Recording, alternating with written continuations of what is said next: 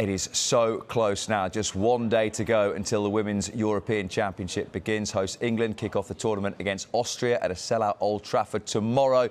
And that means that we just have to speak to Lionesses royalty, the most capped of all time. Fara Williams joins us this morning. Fara, very good morning to you. I think I counted up 7 major tournaments that you represented your country at. How would you be feeling the day before it? I'd normally be excited. I think everybody going into a major tournament the day before the game, I think, you know, they've been waiting for months now, and certainly as a host nation, you know, having not played a competitive game to get us to the tournament, they'll be itching to go now. They'll be excited in the hotel and can't wait to get going. Yeah, I was going to say, I'm sure you've spoken to a few of them over the last couple of days or weeks, but was there a sense that they were just keen to get out of St George's Park, having been there for 5 weeks? Yeah, I think this generation of players are a lot different to the generation I grew up with. You know, we expected as players, and then when it comes to the big tournaments, having not played in front of big crowds before was a little bit intimidating for us, and we always underachieved.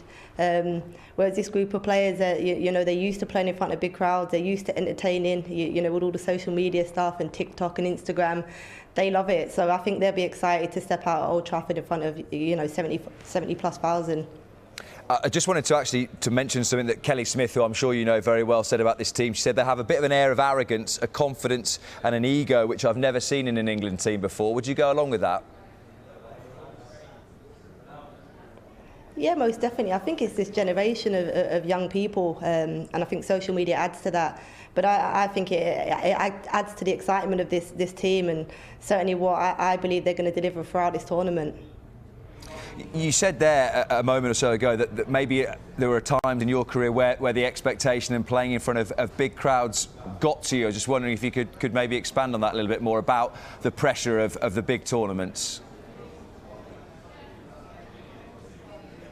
Yeah, I just think we didn't have as much exposure, you know, to the game, and the only exposure we really got was when we went to major tournaments and media jumped on board and tried to showcase it. So we were never used to playing in front of big crowds, and we always put an expectation on ourselves because we wanted to try and raise the profile of the game. I feel like the profile of the game is now there, and I think the media attention is there. I think there are fans on board, and these girls, are, you know, and women are used to playing in front of big crowds now, and you know, it doesn't come as a surprise to them. So stepping out tomorrow at Old Trafford, you know, I don't think there'll be as many nerves as there was when I was a player in terms of really trying to produce. I think they're used to that, and it's just about you know, executing the game plan and individual performances.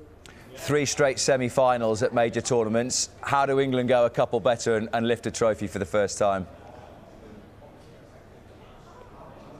Well, I reckon it's going to be certainly 4 straight semi-finals, and hopefully, you know, this is the year where we can, you know, make that one step further and go past that semi-final and bring it home. I think we've got, look, great squad depth, great balance throughout the squad with youth and experience, and we're coming into the tournament unbeaten and on a great run with a great manager. I think she certainly shifted the mentality within the squad, and I think this could be our year. Dare I say it? Well, we'll hold you to that, Fara, for sure. But 14 games in charge for Sarina Wiegman, unbeaten so far, as you mentioned. What have you made of the way that she's progressed this team? Obviously, certain players have come into camp just before the Euros that she's never worked with before, but how she's incorporated some of those players? Yeah, she's certainly shown, you know, who's the boss. I think she's certainly shifted the player mentality, which I think, you know, in previous squads probably held us back a little bit. I think she's recognised and identified the strengths that we have within our team, and she's played to them. I think our wide areas are, you know, we're really strong and got some really good, exciting young players in those areas, and I think she's identified that, and we're really playing to that. So, yeah, I think, look, Chloe Kelly's just come into the squad having not been in it under Sarina, so she's an exciting young player that had injuries throughout the season and managed to get herself back just in the nick of time to be selected amongst this 23, and it's fantastic for the group of players. She's got so many choices to make all over the pitch, hasn't she, for that opening game? In particular, the captain, Sarina Wiegman. Do you like her more central defence or central midfield? I think she can do a job in both. I think she's shown that she can do that. I think maybe against the more stronger nations, you know, we might see Leah go into the midfield and sit alongside Kira Walsh and just give that stability in front of our back line. But I think, you know, teams where we're going to dominate possession, I can see Leah starting at the back alongside Millie Brighton and you know, and helping us with our build play. Do you think that it's a case in tournament football of just building your way into it, that particularly that first game tomorrow against Austria and throughout the group stages, we're not necessarily needing to see the best England right away, just getting those results and building up to the knockout stages. Yeah, definitely. I think always the opening game is always tough. It'd be great if we can get off to a good start. I think it's a nice fixture for us to come into against Austria. I certainly think they'll make it difficult for us early on and try and sit back and build a block in front of their, in front of their goalkeeper on around the 18-yard box. But I think, it will be a comfortable England victory tomorrow, and it'll really set us on our way for the tournament.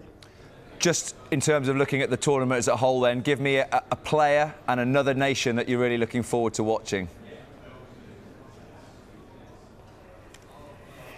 I think Sweden haven't really been spoken about. I think that they certainly have a great chance. They've, in the World Cup they finished third, and they, finished second in the Olympics last year. So I think their squad is looking really good. But an individual, probably Ada Hegerberg for Norway. They're in England's group. I think her return to national team football, having an absent, I think 4 or 5 years now, I think she certainly brings some strength to their squad. So if you're a Lioness, she's in our group, so you'll be able to see her.